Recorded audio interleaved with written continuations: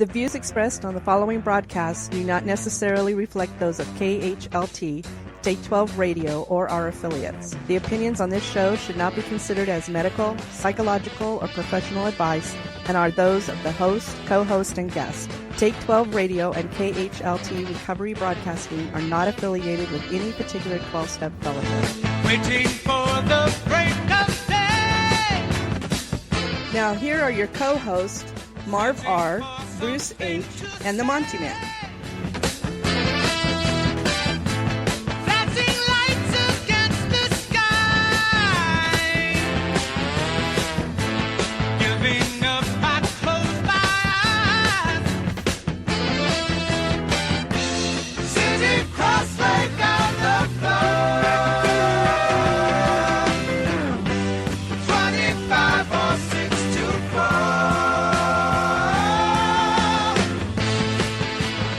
Welcome aboard, ye scallywags and scallywagettes and Marv and Bruce.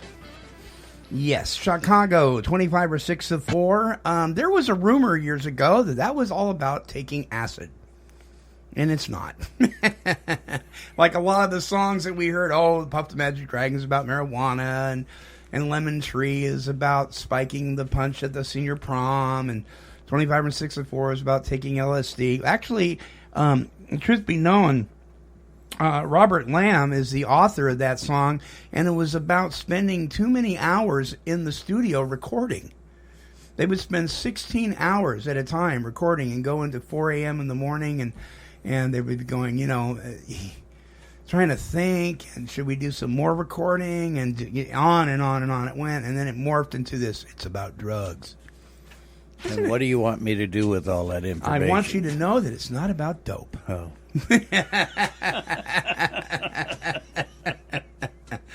And today it is one of the most popular pep songs in high school bands in history. They play it they play the dickens out of it. I love it. I love it. I like Chicago anyway. I want to know what happened to Sam Cooke. Sam Cooke was shot. Remember, he was shot last week. I know, but what he played, he sang way more than No, one I said song. I would do a Percy Sledge song, but we already did kind of that era, so I kind of sped it up and went into the future a little bit, which is actually the past, but compared to Sam Cooke and Percy Sledge. Is this what they mean by being thrown out of the car? Yeah, but we're gonna we'll let you back in the car. Maybe next week we'll do Percy. All right. We'll see. Okay. Or the Temptations, or Okay. somebody like that. Marvin's going, where'd my country music go? Little Etta James would work just fine. Edit James? Yeah. Right, you I should kind of like that guy that tiptoed through the tulips. Tiny Tim. Yes. He was actually an incredible musician and a very, very intelligent man. I did some looking up on him one time years ago, and he was amazing. He was amazing. So he did a lot of other songs too, but he was one That's of the the one I remember. He's one of the one-hit wonders. One of the one-hit wonders. Okay, well, so welcome everybody to the show. This week's topic is, we know what God saved us from, but what did he save us for? If you're in recovery, we know what God, you may have known what God did and what he saved you from in recovery. We talk a lot about, our war stories, things like that. But what did he say? What was the purpose that he saved you for? Why are you even sober today? Is it just so you can share about your day in meetings? Is it so you can, be a GSR in your home group, or an area service rep, or whatever? Is it to pour coffee? Does it go deeper than that? Be a radio host? Is it to be a radio host? Is it to train horses? Is it to annoy us?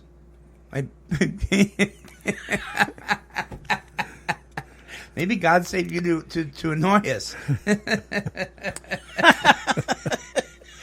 Maybe God saved you to cause growth in our lives. I don't know. So we're going to be talking about that. Before we do, though, I just want to, and I don't want to spend too much time on this, but I'm just curious about what you guys think about something. You and Marvin Bruce. And keep in mind, listeners, that these opinions may not be mine. They may not be yours. They're just opinions. So don't get your panties in a ruffle. But let me ask you. I'm just curious. This can have something to do with recovery, but not necessarily. But I'm just curious. We got a lot of stuff going on. A lot of stuff snowballing today in today's society. We have everything from the misappropriation of the rainbow to equality in the marriage bed to the presidential election coming up to political correctness to the legalization of mind-altering chemicals. I mean, and the list goes on and on and on. And we tend, as a society, we tend to focus on one more than the other, depending on what the media is doing with it. But there's just a lot of different stuff going on, good, bad, and indifferent, and it seems to just be snowballing like crazy. You know what I'm saying? Oh yeah, yeah, I do. What do you think's going on? You think people are just lost their minds, or do you think that maybe something a little deeper is going on? I believe this is who the human race is. And if they don't think that, well, here's the problem for us. We're not immune to what's going to take place in this country. And we're going to suffer for it. Mm-hmm. We're all going to suffer. We're not going to get out of it. But where our hope lies is with Him. And that's the wonderful thing about faith. Mm-hmm. is to have that. I believe what's going on in this country is just who we are, separated from God. What do you think, Marv? Well, I agree with what Bruce has said. I know, I tend to be a ponderer. I spend a lot of time thinking this stuff through, thinking about it. And I'll tell you, I'm kind of a simple guy. I'm not real philosophically deep and all that stuff, but I do think about things, and I'm just absolutely beside myself. I just can't figure it out.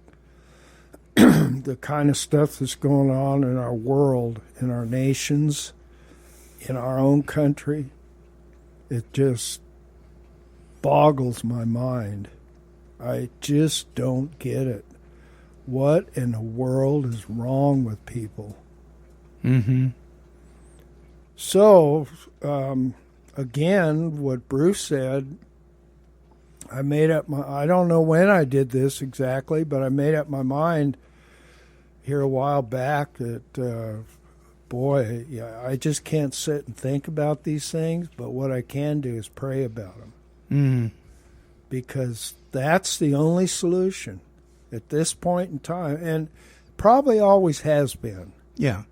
But it's blaring right now, isn't it? It's just... Yeah, I don't even know the words to say about how I feel about what's going on in our world. But I do know that the only solution is our Father in heaven. That's it. Yeah.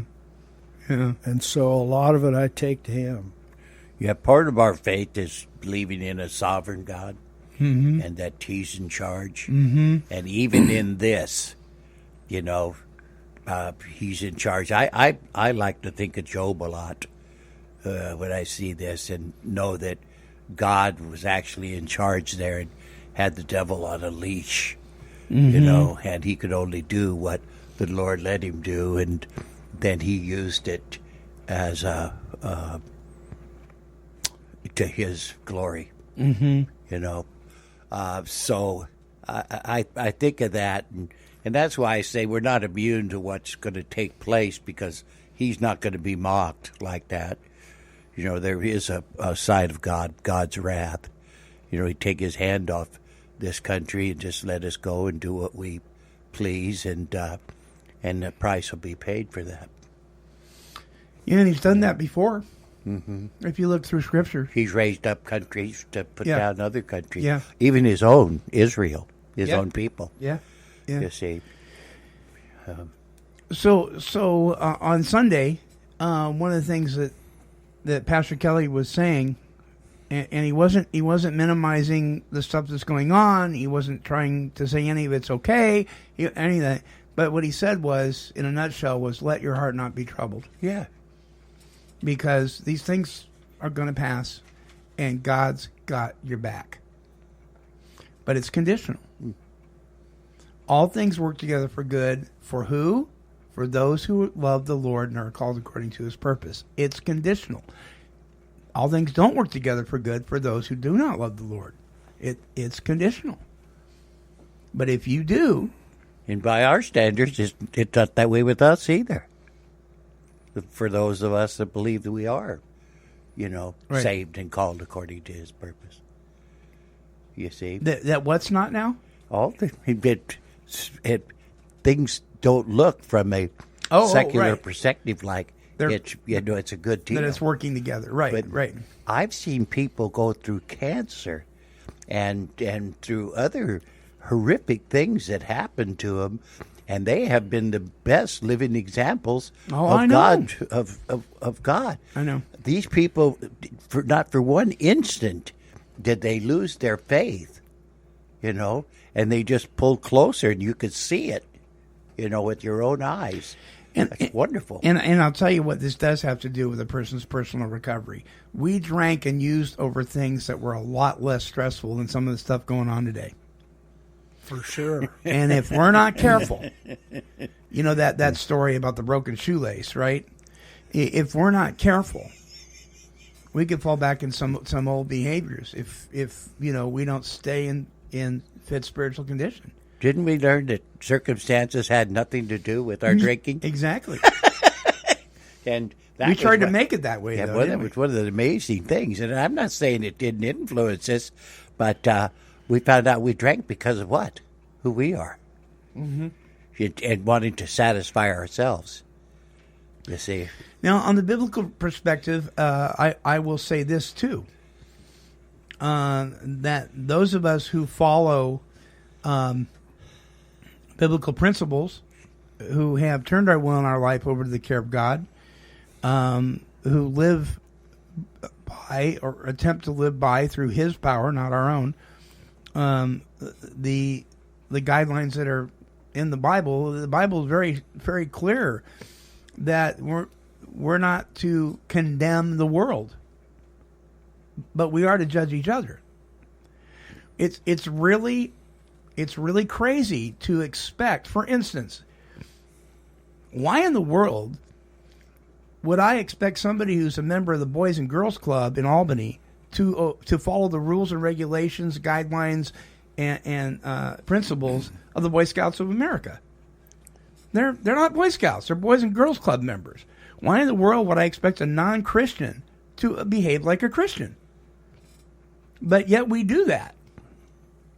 But what we are supposed to do is hold each other accountable, and we don't do that. Well, I think it comes pretty close to we start to judge people, and I don't agree with that. I think what we're supposed to be is fruit inspectors. Yeah? We're known by our fruit. Right. We're known by our love for the brothers. Right. See, we can check those things out. Mm-hmm. And if you want to know what the fruit is, we can go to Galatians Yeah. and find out what that is. You see. And if you think for 1 minute, those of you out there that don't agree with us, that judge not lest ye be judged, you pull that out of Scripture, but then you don't read anything else. That's talking about that we don't make judgment calls in this world. We do make judgment calls. That word there in the Greek is condemn. Do not condemn, but we do make judgment calls. We make them all the time. Do I turn right? Do I turn left? Should I take this person? Should I take this job? Should I do this? My son, he's looking when he looks for work. They're just not interviewing him. He's interviewing them. He's making judgment calls. So knock this stuff off. Oh, you can't judge me. Yeah, I can make a judgment call on how my relationship with you affects me, and then I live my life based on that. So, just because we disagree with you Doesn't mean we don't care about you. Doesn't mean we don't love you. Doesn't mean we hate you. That drives me nuts. Oh, you're a hater because you disagree with me. Well, Monty, I don't know how I feel about that. I'd have to think about what you just said for me. So I'm glad you made the statement you did earlier, because Christ loved me while I was yet his enemy. You bet. And so I'm supposed to love my neighbor as I love myself. But it doesn't mean you condone their behavior. No. We're not talking about that. And that's what I'm saying is that we make judgment calls all the time that are healthy. And some people don't want us to make any kind of judgment at all. Okay. I got. Yeah, so we say... my head going... I got my little blinders on and my black and white... No, that's okay. Marv, is Bruce black and white sometimes? I don't know if I want to answer that or not. That's pretty black and white. Yeah. I was going to say, Marv will probably say, well, that's kind of a gray area. Oh, gosh. I was just curious on what your take was on all this. I think bottom line, again, is let your heart not be troubled. Really. Pray for our country. Yeah. Pray for our leaders. If we spent the time that we do slinging mud on people and actually brought them to the foot of the cross and prayed for them, it'd be amazing what we'd see happen. And trust in your God. Yeah. Right on. Okay, so the topic, what we know what God saved us from. What did he save us for? When we come back right after Take 12 Trivia, don't go away. We'll see you in a second. Staring blindly into space.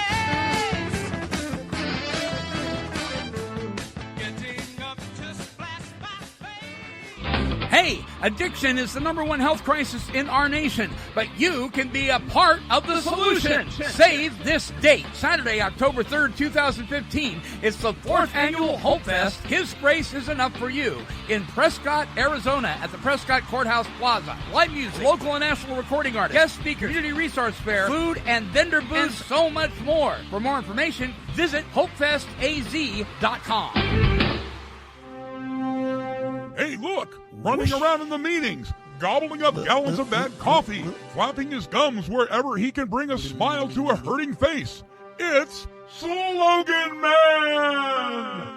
We know cute little platitudes and sayings on the wall in 12-step meeting won't keep you sober, but they sure will make you think, consider, and even laugh your way through an otherwise crappy day. Can't wait to get to your home group to hear those slogans over and over and over and over again? No need to. Pick up a copy of the 12-Step Gazette and join the adventures of Slogan Man. Visit www.12stepgazette.com and subscribe today. Slogans and platitudes are no substitute for working the steps, but Slogan Man is very cool. Okay, do you know what time it is? Well, do ya? Don't interrupt. Do ya? It's time for Take 12 Trivia!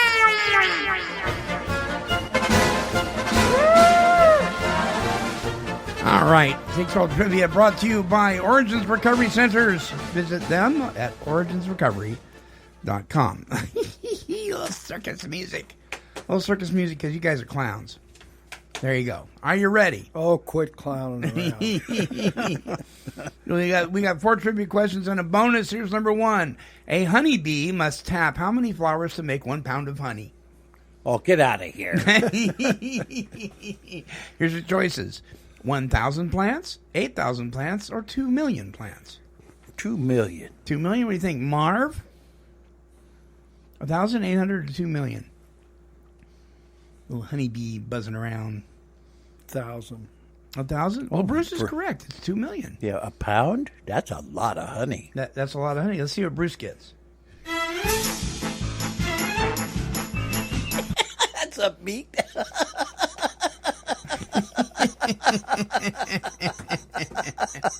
Oh, that's funny. Number 2. A typical American eats how many pigs in his or her lifetime? Oh, God. Does he?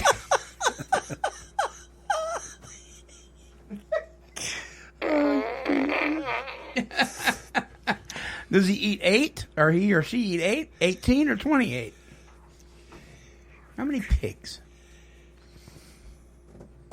Well, since Bruce went for the big one last time, I'll go for the big 28. And I think it's 18 this time. Well, Bruce, this is what you get. It's actually it is actually 28. Marv, here you go. Little lion tamer there. That's funny. All right, number 3. Americans spend approximately how much money on beer every year? Number 1, 25,000. Number 2, 25 million. Or number 3, 25 billion. This is Americans? Americans spend Billion. 25 billion? 25 billion? Million, billion, or 25,000? Billion. Billion? What do you think, Marv? Million. Well, Bruce is correct. It is $25 billion. See, you went for the big one again. And this is what you get, Bruce. Okay. I can keep up with that one. Clap you This, there. this is all kind of scary. You know? Isn't it? Okay, number 4. Let me see. 1, 2, 3, 4, and a bonus. Okay. Research shows that 43% of homemade dinners served in the U.S. include beef, vegetables, or fruit. 43% include beef, vegetables, or fruit. Vegetables. Vegetables? Mark? Vegetables. You both are correct. It is vegetables. Okay. All right, and here is your bonus. The dye. Oh, no. We've answered 4 questions already. That's it. No, you get a no. I had an extra one this. Boy, you're quick. I had an extra one this week. Okay, and Marv may know the answer to this. The dye used to. Why? Does it have to do with hay? No, but it has to do with cattle. Oh, I thought it was about tonnage. Well.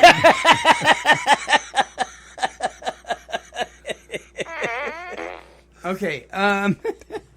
The dye used to stamp the grade on meat.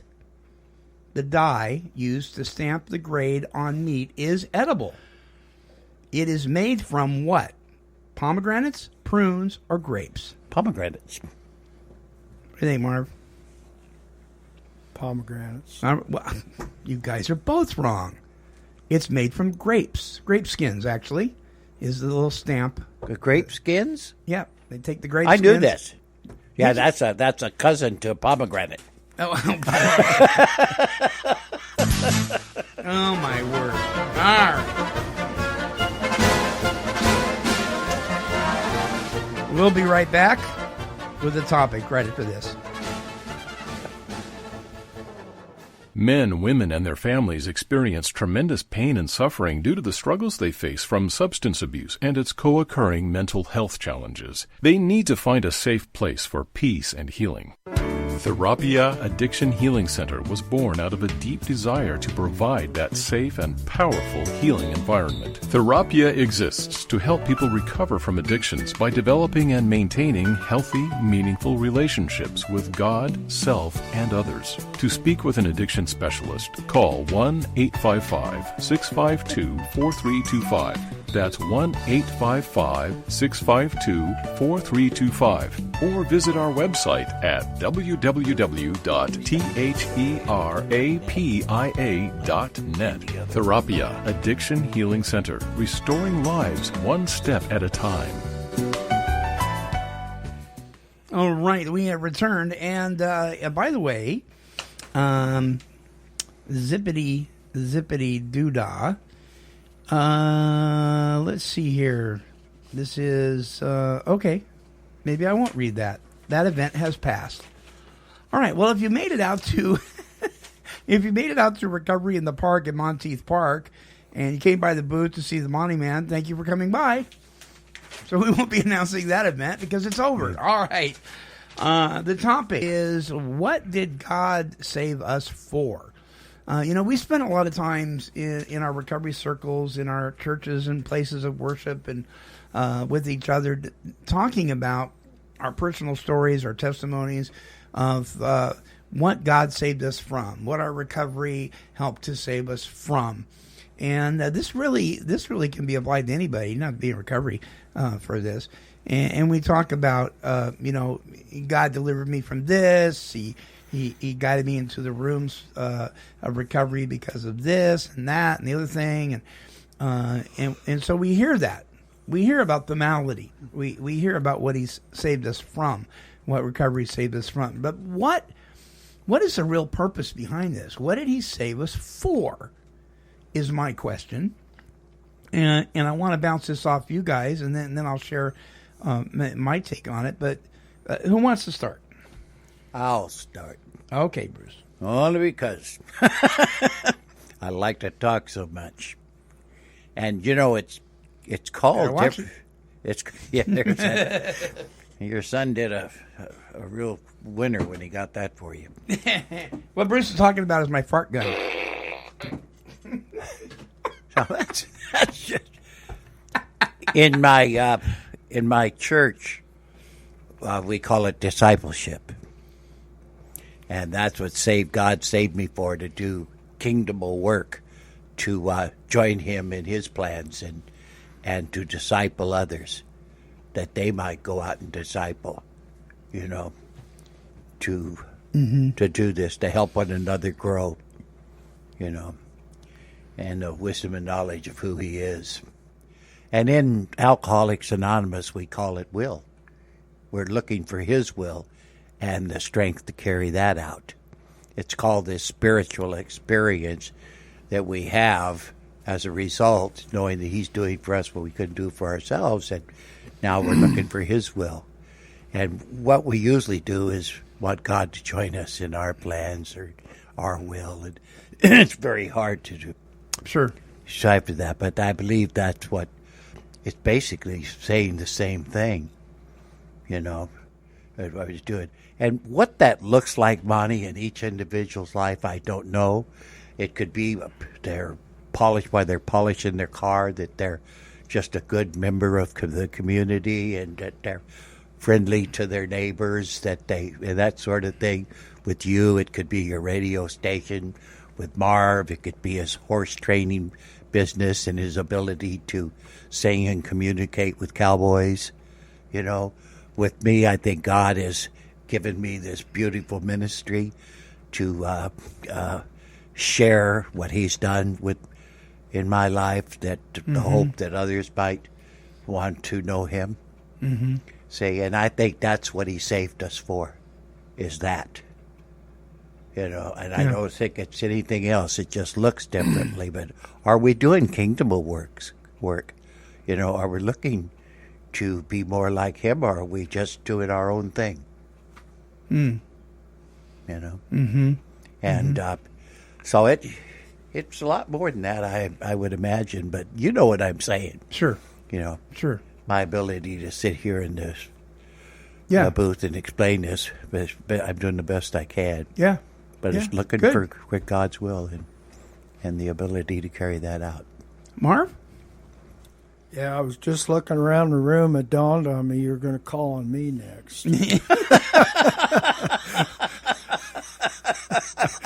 See, that's how bright I am, about. See, what the listeners don't know is now that you have to appreciate that. Right. What the listeners don't know is that we have an average of about 30 people that are in the studio audience. And Marv was thinking that I was going to call him one of them.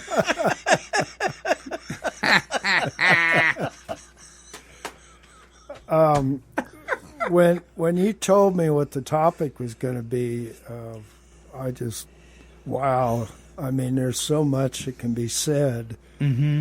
And, of course, the only place I can come from is my own experience. Sure. So let me say this. I became a Christian at 33 years old. I am now 67, and I still don't know what path, what direction, where I'm going, what I'm supposed to be doing.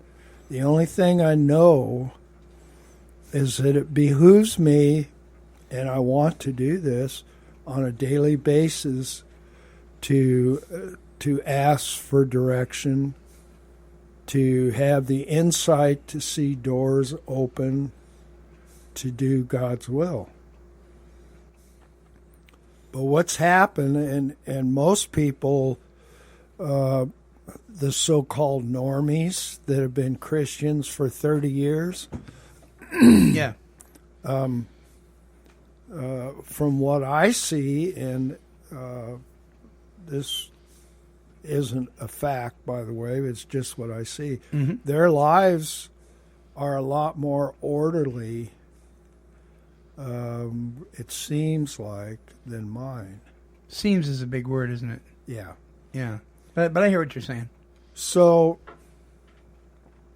I had some misconceptions about what I thought I was supposed to be doing all these years. And what I found out is that I was extremely self-centered and self-absorbed.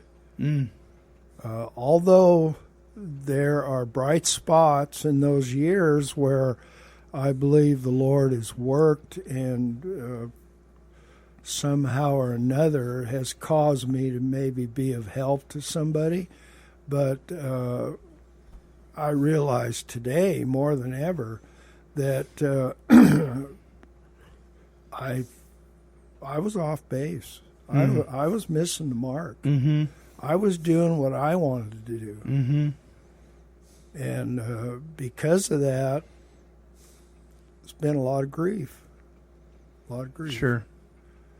So what he has saved me for, I don't know. I know there's some... okay. I don't know what that looks like. Let me put it that way. Oh, okay. So the method... I know that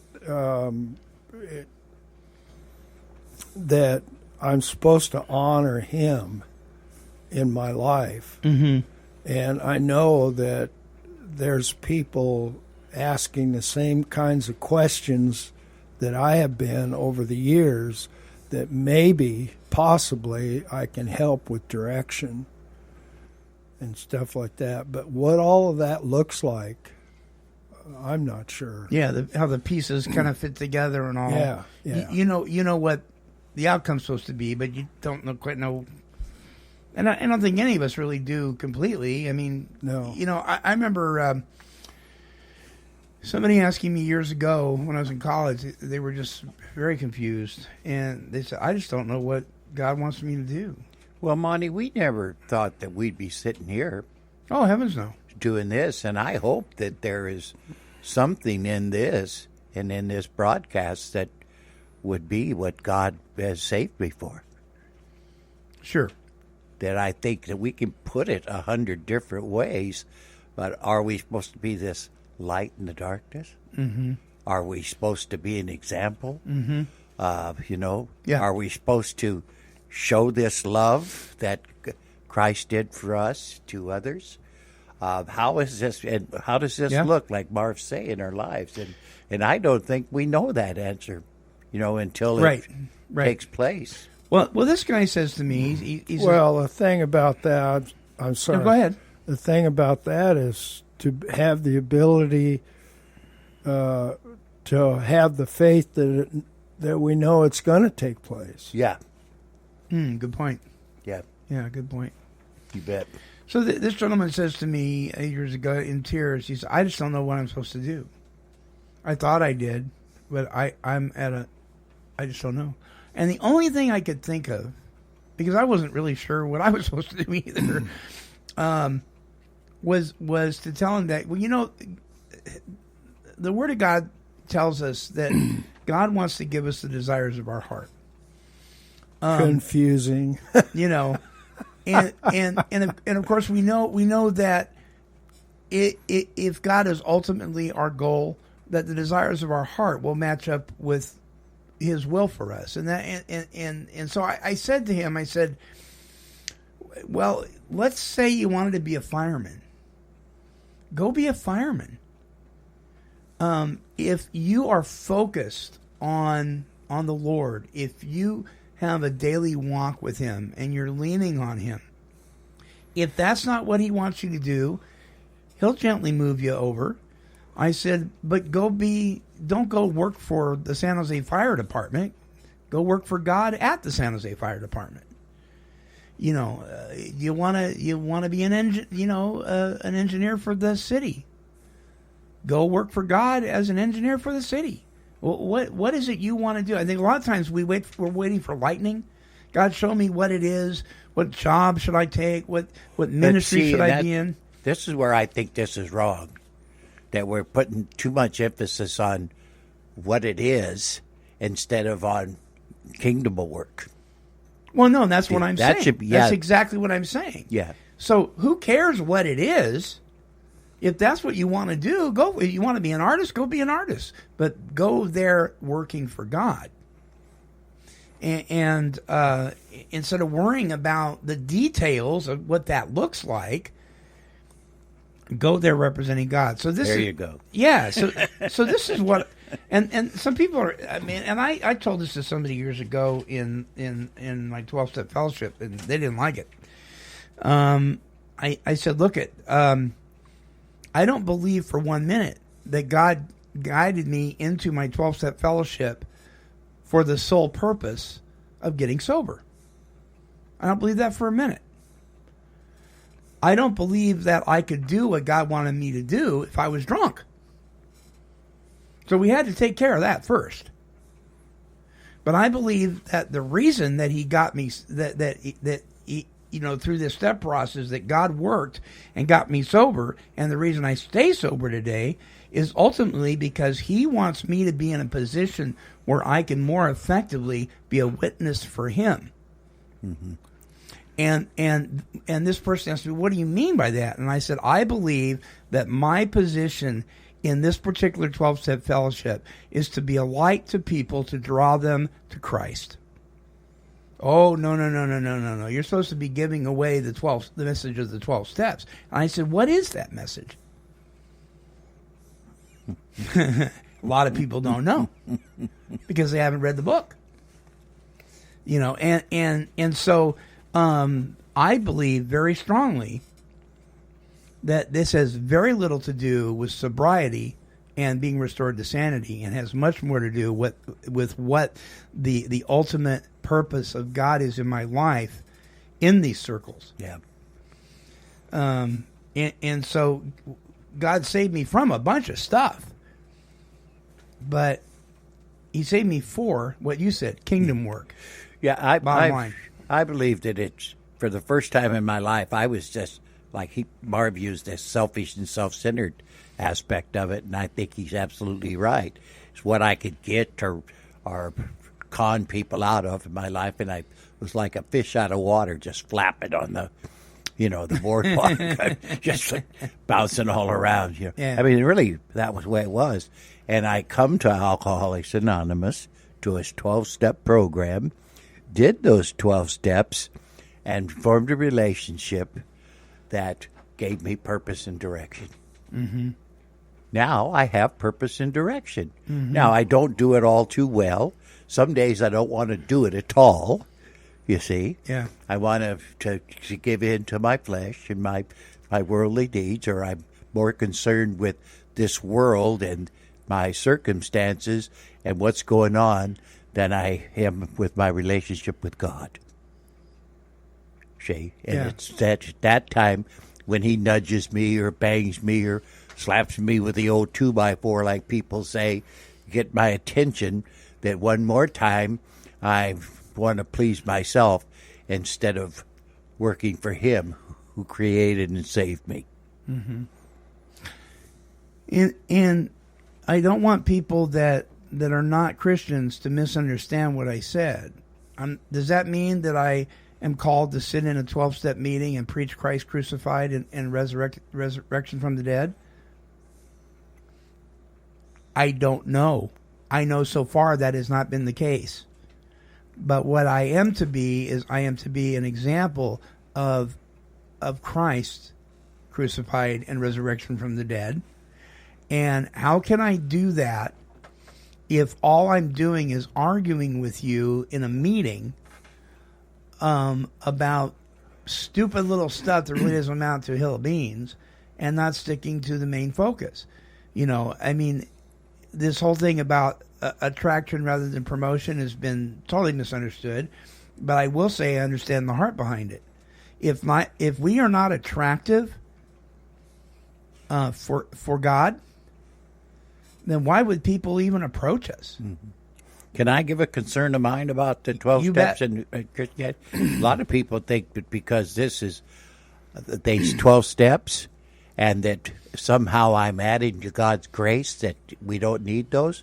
Well, I think God can work where he wants to. Sure. And at the same time, I believe that these 12 steps are biblical principles. Absolutely they are. And so if used right in your life, what they'll do is convict you of your need for a Savior. Yeah. See, and that's how it happened to me. And I went through the 12 steps, and there was something lacking.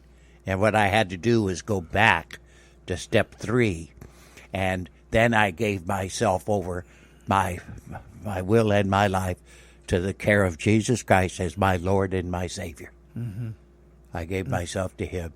And see, those two things, and with a contrite heart, and he came. And now I'm trying to tell others about this wonderful thing, that he has taken this obsession away that I haven't wanted to drink or use. And if you're an addict or an alcoholic like me, that was your full focus. Yeah. Yeah. You see, Yeah. you couldn't get it out of your head if you tried. And let me just say to the very zealous Christians that are in secular 12-step support meetings that want to Bible bash people, let me just encourage you that, listen, if you're asking God to bring people to you to find out what you got, believe me, he will. You won't have to Bible thump anybody in a meeting. You won't have to do that. God will bring people to you and they'll say, what's going on with you? I heard what you said. What can you expound on that? I mean, we don't have to Bible bash anybody in a secular 12-step meeting. I don't really think we do. I don't know this for a fact, but I believe this man sitting next to me, Marv, that if he has a talent, that if given the opportunity where he could help others, that he understand that I could never reach. I mean, like, I agree. God's gave me this ministry because of my alcoholism and drug addiction. Right. And I can reach people that Marv can't reach because of he don't understand the drug aspect of this. I'm not a cowboy. Right. But this man is. And Yeah. he can talk Yeah. to others and working cowboys and get this message across. And that's kingdom work if done in that focus. Now, I will say this, though. Helping others instead of ourselves. Listen Right. to what I'm saying. Yeah, absolutely. I will say this, though. Don't misunderstand. If somebody claims Jesus Christ is their higher power within a meeting, that's not Bible thumping. That's just a person expressing their personal experience. True, Marv? Because you have no problem stating that when appropriate. No, I don't. Yeah. And I have no problem with other people stating it either. Right. But I've sure seen hackles raised in meetings when people do that. But oh well. Yeah. But people don't seem to get upset when somebody says, "Well, grandfather is my higher power." People go, "That's cool." Yeah. But man, you say Jesus. There's another aspect, and actually, I talked about it yesterday in a meeting. Mm-hmm. First of all, for newer people in this recovery, believe it or not, for negative or for positive, God is using them right where they're at. And probably 6 out of 10 of them don't realize that. Yeah. Very true. And that was early on in the meetings. Mm-hmm. That was encouraging to me. But anyway, yesterday at the meeting, the topic was on relationships. And isn't that what we're really talking about? You bet. What God uses for involves a lot of relationship. Well, what I thought about yesterday, excuse me, somewhere I had read in one of the many books that I've been involved with a concept that you may hear in a different way, but I had never heard it quite this way.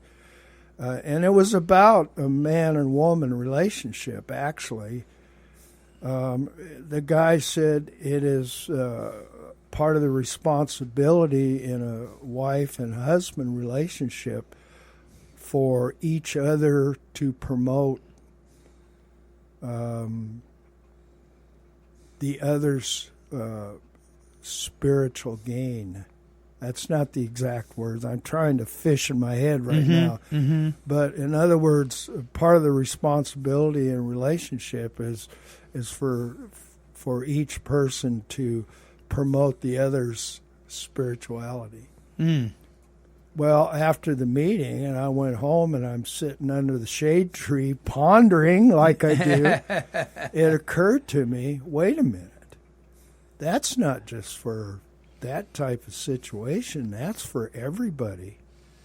Isn't that part of what Bruce is talking about?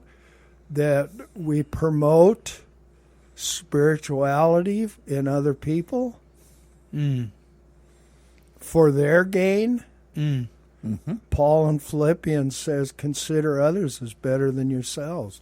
Isn't that part of our responsibility? You bet. You're on it. To promote that for other people's gain. That's a big order. You bet it is. And what I kind of like about that, it's been my experience, like we've said before, hindsight's 20/20, and that goes on in our lives. If we have this God consciousness, and we're just doing life, whether it be training a horse or whatever, but that God consciousness is there, we do, just through our lives, affect other people in a positive way to let them, they may not know what it is, but it's something that's desirable. It's something that's godly. Yeah. And they don't even realize it. That, to me, is the answer to your question, at least partially. Well, I think that's Well said. Very well said. I would really like to agree with, because I'll tell you what this is an altruistic movement. And that's the unselfish concern for another human being. Learning to put the other person ahead of yourself. What's best for them, in other words, not to advance them. Advance them isn't the right word. Set their needs before your own. You see, that's what we're trying to do here. To learn to listen, where you can make an approach to somebody right where they're at and be helpful to them, not to harm them. Because all our life we've been selfish and self-seeking. What could I keep that is mine and hold it to myself dear, not share with no one? And what could I do to get what I want from you? Yeah. Can I, do I have time to tell a little story? Yeah. And I think this is exactly to the point of what we're talking about. So, and I'm just going to condense it up real short. Okay. So I thought God wanted me to get out of the horse business. So I sold my horses. I sent the training horses home. I considered starting to sell my equipment and all this. So I read this book. This book is about a place over in East Central Oregon that helps kids and also takes in abused horses. It tore me up when I read this book. Okay? So, and I'm really trying to do this quickly. So I decided after I spent some time with God alone, 20 minutes later, literally, I get a phone call. This gal's calling me, who, by the way, happens to be a psychologist and helps kids with horses. Wants me to train this abused horse. I said, yeah, I think I'm supposed to. I have the horse at home now. So the other day, this guy wants me to come out to his house and hobble break a horse. And he said the reason was he was going to give this horse to a 13-year-old girl. So I go out to his house, I break the hobble break the horse. The girl and her dad are standing right there. And I say to him, look, this is going to be kind of a bad deal because green and green make black and blue. I said, so let me help you. Come out to my house and let me help you. So Monday night, they were coming out. Well, sir, I got a phone call, and these friends of mine had called me and said, come on out to our house. We're going to have a little barbecue deal and visit and all that. Well, immediately I'm in conflict because there was nothing I would like better than to go out to their house and have a hamburger and visit with them and sit in the shade. But these people are coming over. Well, and not only that, they're late getting to the house. So I can't believe it. Here I'm invited to this barbecue. I want to help this girl. But they haven't even showed up yet. But they haven't showed up. And I told the people, I said, hey, I've got some girl coming out with a horse, and so I'll probably be late. Anyway, I followed through with what I said I was going to do, and I think that's important for new people in the program, well, for anybody, but to follow through with what you say. So this girl comes out with her dad and another friend of mine, and we're working for 2 hours. It's 8 o'clock when they pull out of the driveway. And I thought, it's too late to go over to those people's house and have a hamburger, you know? And so I called them up, and I said, hey, look, I said, I know it's late, and I just want to let you know I'm probably not going to make it, you know? And they said, no, come out anyway. Well, to shorten this, to conclude this, I did. I went out there, we sat in the shade, we visited. I was probably there an hour and a half. And on the way home, I was thinking about it. There was a time back in my young days when I'd have blew those other people off. Yeah. And I said, to heck with this, I'm going to go party. Right. And it was just a natural order of things for me because I've learned that, okay, I made this commitment to these people. I'm going to follow through no matter how bad I want to go to this barbecue. And that's not me. And it's like... that's the Spirit of the living God living through you. Well, it's like it's no big burning bush deal, but yet that shows me personally how much God is changing me for what? To help this girl. Wow. And they're coming out tonight. I'm going to have opportunity to help them again. So, you know, I don't know what I'm trying to say other than if a person's open to the third step in the program, you know, that's all you've got to be to start with, is willing and open. And the purpose for being that way will shortly show itself. There's another part to this That's story. I great. hope you share, Marv.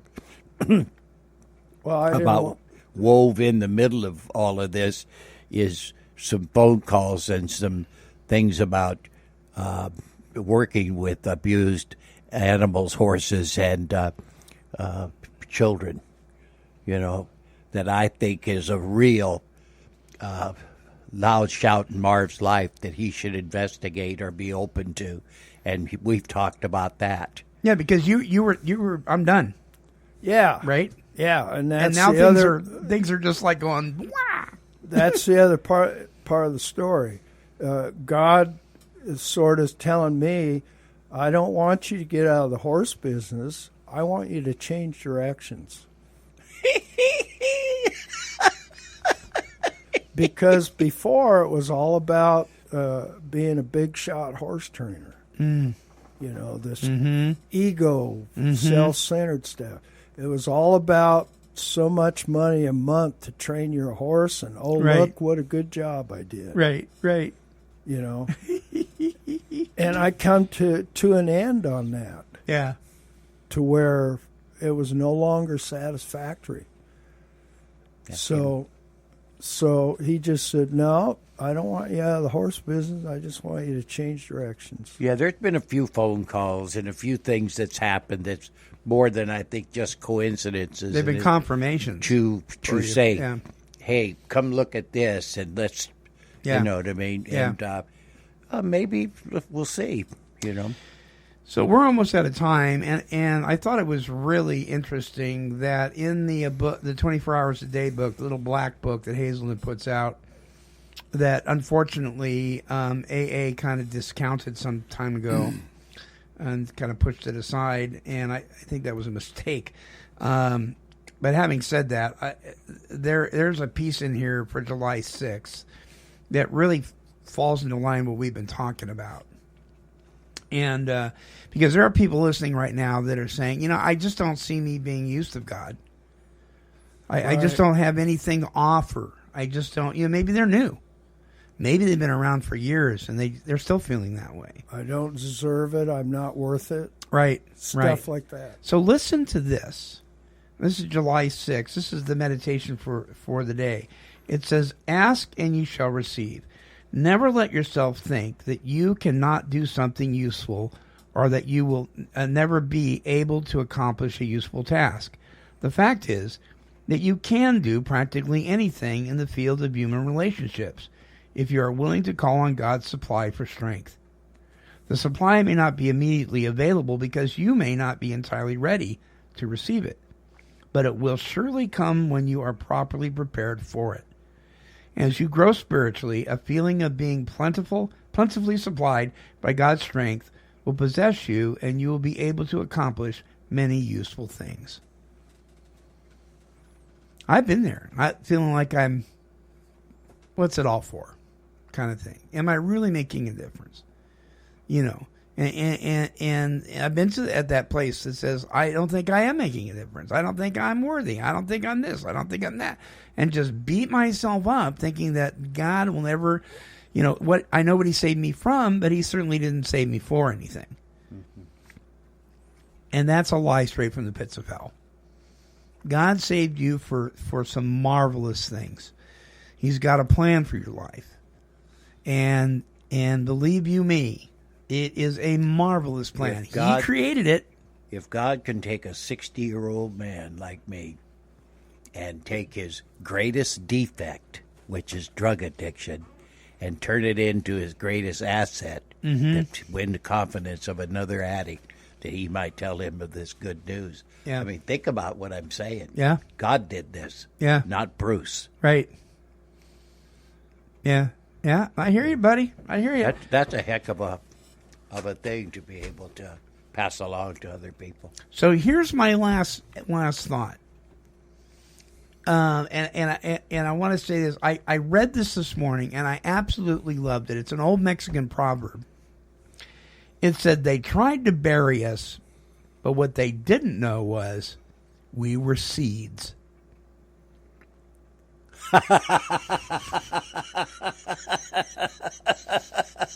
That's pretty good. Absolutely. So And remember, we're the messenger, not the healer. that's right. That's right. So grow where you're planted, my friends, because God's got a job for you to do. He didn't save you from all that crap to do nothing. Right. He's got a job for you. All right, guys. Thanks so much. You bet. All right. Thank you, Mark. And we'll see you next week. Until next time, this is the Monty Man. We're wishing, well, and Bruce and Marv. Thank you, Monty. You're welcome. We're wishing God's perfect serenity for you.